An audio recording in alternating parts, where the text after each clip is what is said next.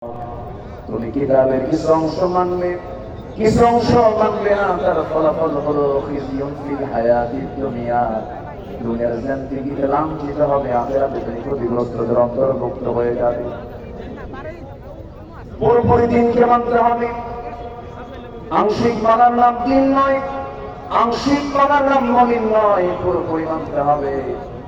আল্লাহ রাব্বুল আলামিন দিন হিসেবে যারা ইসলামকে না মানবে, আল্লাহ রাব্বুল আলামিন তাদের ব্যাপারে ক্লিয়ার কথা বলেছেন, ওয়ালাই ইয়াবতাগি গায়রাল ইসলামি দীনান ফালান ইউকবালা মিনহু ওয়া হুয়া ফিল আখিরাতি মিনাল খাসিরিন।